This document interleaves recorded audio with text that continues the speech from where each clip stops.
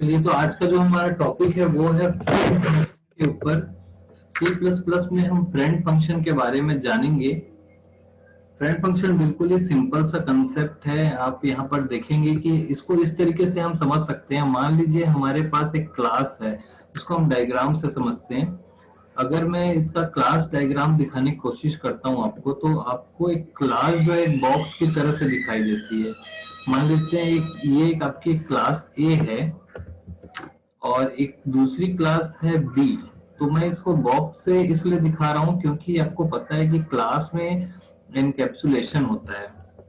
Encapsulation का मतलब है क्लास पूरी तरीके से बंद रहती है और बाहरी दुनिया का उस पर कोई असर नहीं होता है, वो इंटरनल वर्किंग करती है। फिर क्लास में यहाँ पर आपको पता है कि 3 एरिया होते हैं। मैं उसको इस तरीके से लाइन से दिखा देता हूँ। हर क्लास में 3 टाइप के एरिया होते हैं।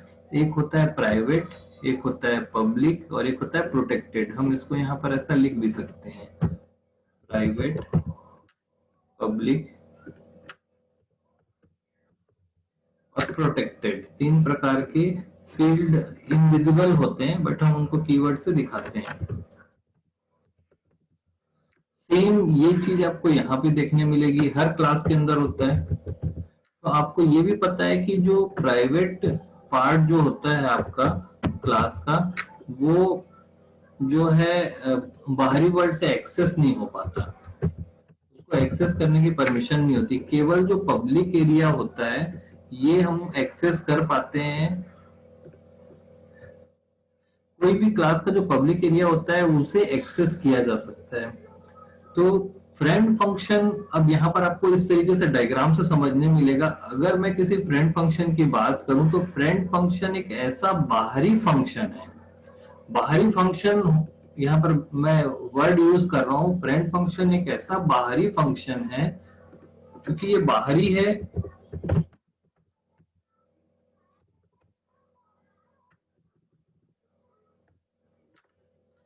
क्योंकि ये बाहरी फंक्शन है इसलिए नॉर्मल प्रॉपर्टी के हिसाब से ये जो फंक्शन है ये किसी भी तरीके से इसके प्राइवेट मेंबर्स को एक्सेस नहीं कर पाएगा।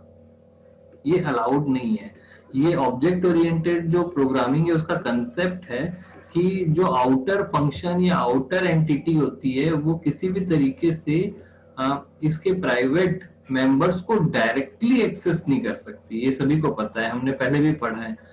लेकिन अगर मैं ये इसको फ्रेंड फंक्शन बना दूं तो इसमें एक एडिशनल प्रॉपर्टी ऐड हो जाती है। बहुत ही सिंपल सी प्रॉपर्टी है कि फ्रेंड फंक्शन, अगर कोई बाहरी फंक्शन फ्रेंड फंक्शन है तो उसको अथॉरिटी होती है कि वो किसी क्लास के प्राइवेट मेंबर्स को डायरेक्टली एक्सेस कर सके। थोड़ा सा आपका ऑब्जेक्ट ओरिएंटेड का कंसेप्ट यहाँ पर चेंज हो रहा है। मैं फिर से बात बोलूंगा कि जो ऑब्जेक्ट ओरिएंटेड कंसेप्ट ये बोलता है कि बाहरी फंक्शन या क्लास के बाहर की कोई भी एंटिटी उसके प्राइवेट मेंबर्स को डायरेक्ट एक्सेस नहीं कर सकती है। ये अलाउड नहीं है। एक्सेस स्पेसिफायर अलाउ नहीं करता है कि बाहरी फंक्शन, बाहरी एंटिटी, बाहरी क्लास, किसी भी प्रकार की चीजें प्राइवेट मेंबर्स को डायरेक्ट एक्सेस नहीं करेगी। ये रूल नहीं है कि डायरेक्ट को एक्सेस कर सके।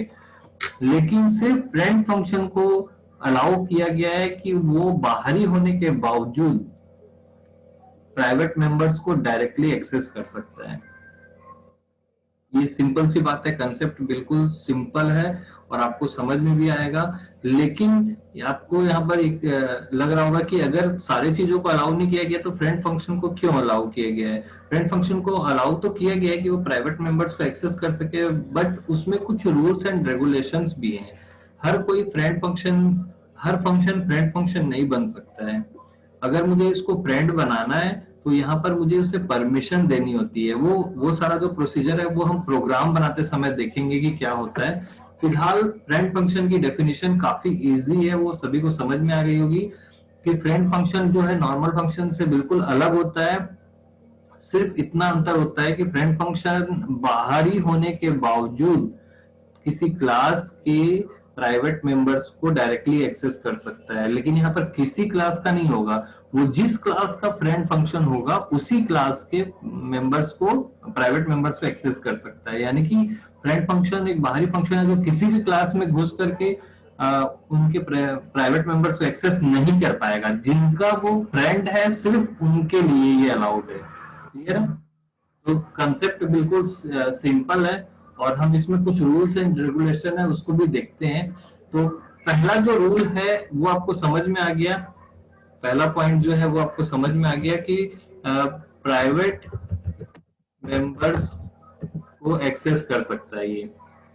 दूसरा जो पॉइंट आपको देखने मिलेगा कि जिस क्लास का वो जिस क्लास में के प्राइवेट मेंबर्स को एक्सेस करता है, अब ध्यान देंगे कि यहाँ पर क्लास ए है और क्लास बी है, तो फ्रेंड फंक्शन इन दोनों के प्राइवेट मेंबर्स को एक्सेस कर रहा है, तो ये फ्रेंड क्लासेस हो जाएंगी।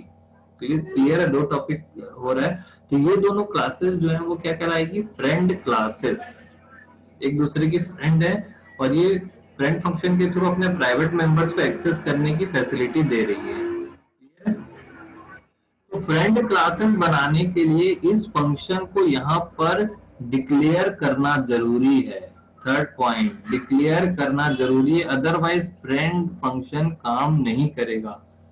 चौथा पॉइंट, कि जब भी आप डिक्लेयर करेंगे तो फ्रेंड फंक्शन का जो सिंटेक्स है, सिंटेक्स में एक रूल बना हुआ है कि जो इसका सिंटेक्स होता है उसमें जितने भी फ्रेंड बनाने हैं आपको, जैसे मान लो इस फंक्शन में मान लो क्लास ए और बी को फ्रेंड बनाना है, तो ए और बी को आर्ग्यूमेंट के रूप में पास करना पड़ेगा, तभी ये फ्रेंड फंक्शन क्लास ए और बी का फ्रेंड बन पाएगा। तो किसी फंक्शन को फ्रेंड बनाने के कुछ रूल्स हैं। पहला रूल्स कि उस फंक्शन के नाम के आगे फ्रेंड कीवर्ड लिखा होता है, स्मॉल में, यहाँ पे मैंने की कैपिटल में लिखा है। दूसरा रूल कि जितने भी उसकी क्लासेस को फ्रेंड बनाना है उनको आर्ग्यूमेंट के रूप में पास करना होता है। और तीसरा रूल कि उस क्लास के अंदर फ्रेंड फंक्शन के को यहाँ पे डिक्लेयर करना जरूरी है। चौथा रूल, फ्रेंड फंक्शन हमेशा बाहर रहेगा, क्लास के अंदर नहीं रहेगा। ये आउटर फंक्शन होने के बावजूद इसके प्राइवेट मेंबर्स को एक्सेस कर पाता है। चलिए आइए हम इसको एग्जांपल से देखते हैं। सी प्लस प्लस की कोड पे जंप करते हैं, एक सेकंड के लिए आपकी स्क्रीन जाएगी।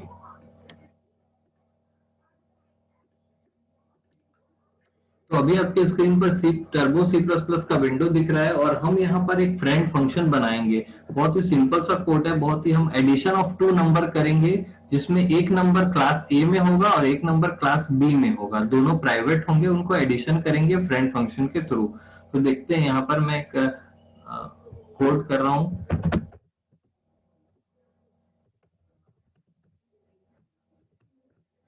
चल रही है,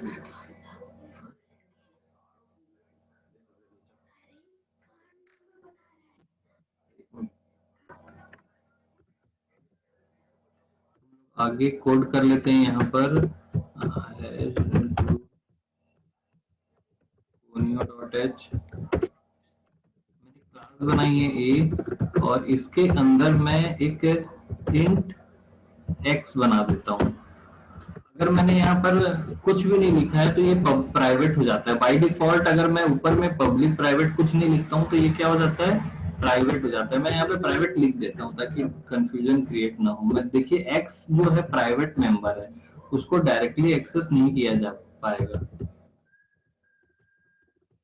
कंस्ट्रक्टर बनाया, x की वैल्यू मैंने दे दिया 10, ताकि इसकी वैल्यू भी हमें पता चले। अब मैं यहाँ पर एक फंक्शन बनाता हूँ void sum। मैं चाहता हूँ कि ओके, यहाँ पे फंक्शन अभी नहीं बनाते, हम पहले फ्रेंड फंक्शन बनाएंगे। मैं क्लास b बनाया, क्लास b में मैं फिर से प्राइवेट मेंबर बनाया हूँ एक इंट y, और एक पब्लिक में मैंने कंस्ट्रक्टर बनाया है b में। कंस्ट्रक्टर यहाँ पर आपको देखने के लिए मिलेगा, y में वैल्यू दे दिया मैंने 20, और यहाँ पर मैंने और कुछ भी नहीं बनाया है, सेम है। मैं यहाँ पर लाइन कम करने के लिए ना इसको ऐसा भी लिख सकता हूँ, ठीक है, लाइन कम नहीं करते हैं। चलिए आगे बढ़ते हैं। दो क्लास मैंने बनाई है, अब मैं void main बनाता हूँ। नॉर्मली जो मैं लिखता हूँ वो लिखना ही पड़ेगा हमें, क्लियर स्क्रीन और गेट ch।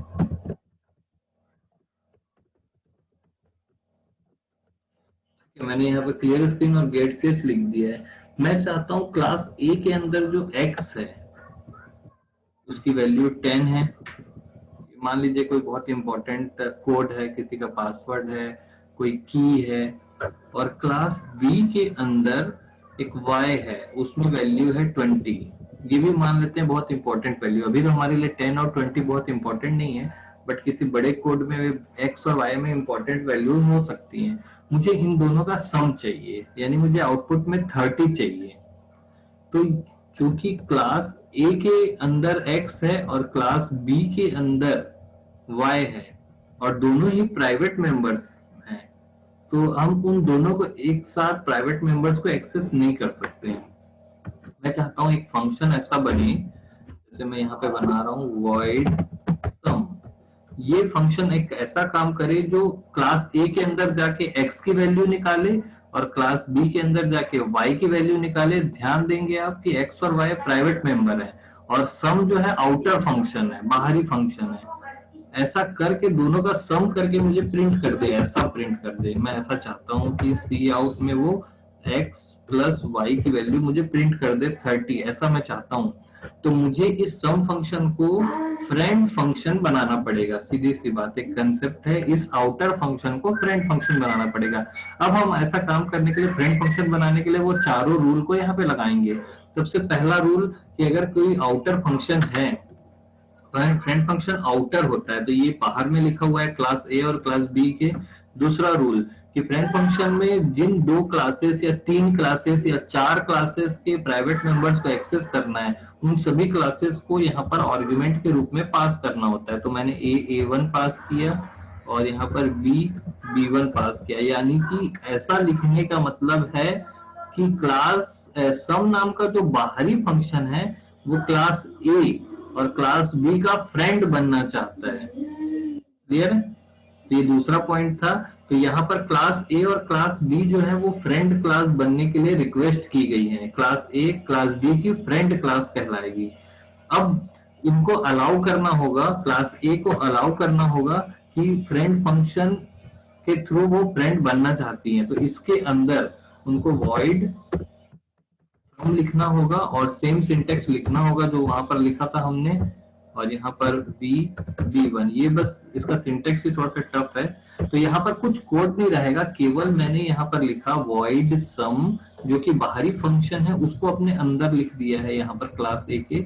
यानी कि मैंने उसको डिक्लेयर किया है कि ये मेरा फ्रेंड है और वो नॉर्मल फंक्शन ना हो करके फ्रेंड लिख दिया मैंने। ये आप ध्यान रखिए कि यहाँ पर केवल डिक्लेरेशन रहेगी, यानी क्लास ए ने अलाउ किया कि एक फंक्शन जिसका नाम की सम है वो एज ए फ्रेंड फंक्शन मैं उसे अलाउ करता हूं और ये मेरा ऑब्जेक्ट है और मैं इसके साथ फ्रेंडशिप करना चाहता हूं।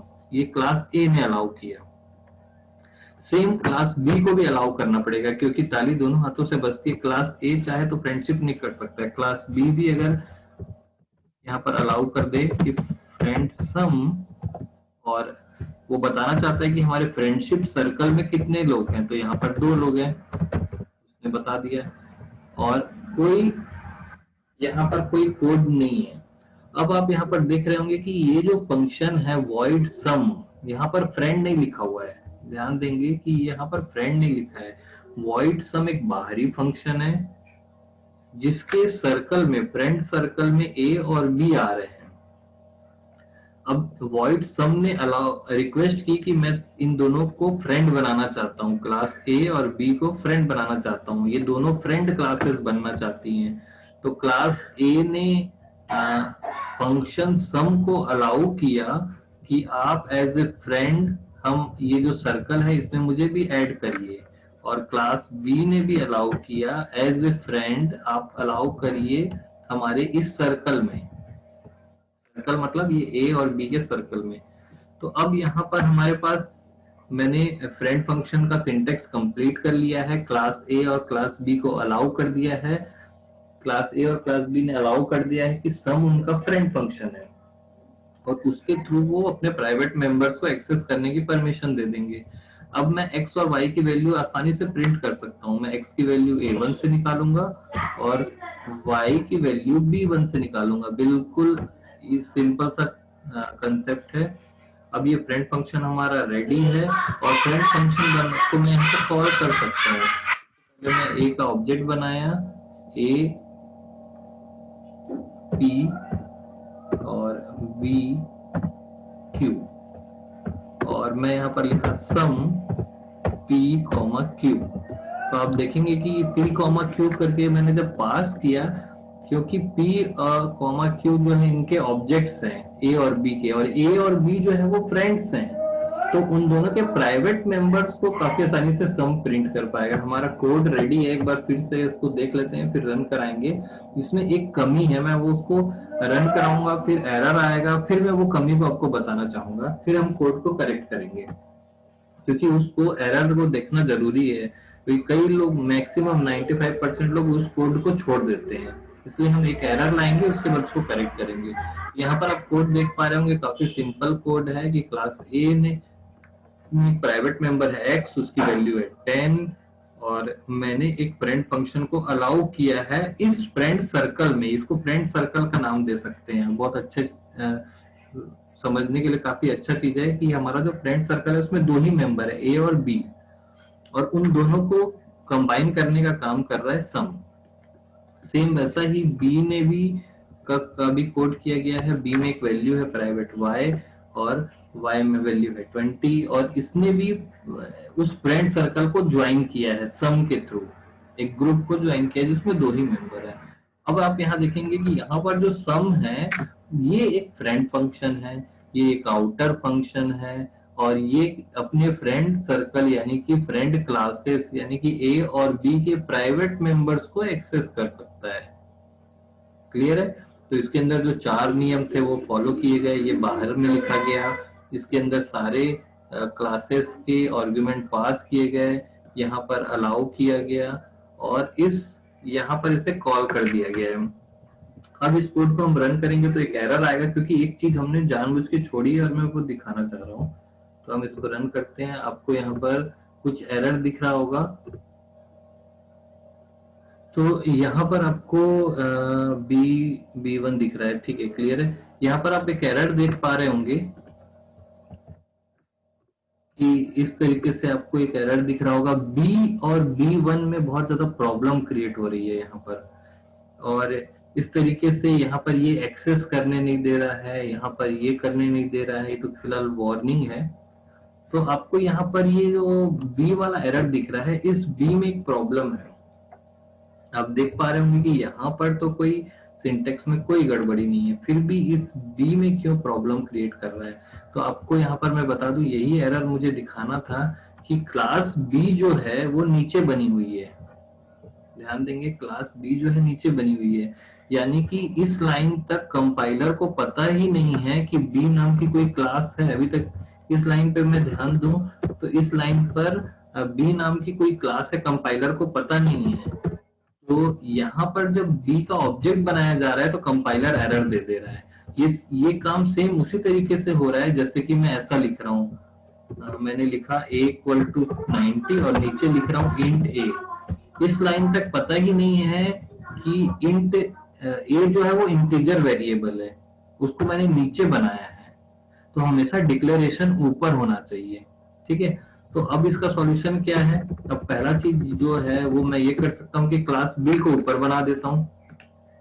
क्लास B को ऊपर बना दूंगा तो फिर ये A1 में एरर आने लग जाएगा, क्योंकि A नीचे आ जाएगा। यही चीज मैं बताना चाहता था, इसीलिए मैंने एरर दिखाया कि क्लास B को ऊपर बनाऊं चाहे A को ऊपर बनाऊं, वो एक को छोड़ेगा ही। तो इसका सॉल्यूशन ये है कि क्लास B को ऊपर में यहाँ पर आप डिक्लेयर कर दीजिए। तो मैं यहाँ लिखता हूँ क्लास B। तो ऐसा लिखने से पता चल जाएगा कि क्लास B नाम का कोई क्लास नीचे बना हुआ है, तो यहाँ पर एरर नहीं आएगा। ये सेम फंक्शन प्रोटोटाइप की तरह काम करेगा। अब मैं इसको रन कराता हूँ तो आप देखेंगे कि रन हो गया कोड और आउटपुट 30 आ गया है, और यही हमको चाहिए था, आउटपुट 30 ही चाहिए था। ये फ्रेंड फंक्शन की वजह से हो रहा है। तो आपको जो ये कोड दिखाना था इसके वजह से ही मैं एरर लाया, क्योंकि जब तक एरर नहीं आता मेरे ख्याल से इसको समझना थोड़ा सा मुश्किल हो जाता है कि क्यों हम यहाँ पर डबल लिख रहे हैं। क्योंकि हमने यहाँ पे बता दिया कि नीचे कहीं बी नाम की क्लास उपलब्ध है। तो आप देख रहे हैं कि फ्रेंड फंक्शन क्लास ए के एक्स की 10 वैल्यू और क्लास बी के वाई की वैल्यू 20, ये दोनों को सम कर रहा है, प्राइवेट मेंबर्स को डायरेक्ट एक्सेस कर पा रहा है और आउटपुट में 30 दे रहा है। अब जैसे मैं यहाँ पर 30 कर देता हूँ, तो यहाँ पर अगर मैं 30 कर दूं वाई की वैल्यू, तो आउटपुट में 40 आपको दिखाएगा। ये 40 दिखा दिया। और आप इस तरीके से फिर से देख सकते हैं कि कैसे कैसे फ्रेंड फंक्शन ने क्लास ए और बी के प्राइवेट मेंबर्स को एक्सेस किया। इसमें किसी को कोई डाउट है तो आप लोग पूछ सकते हैं।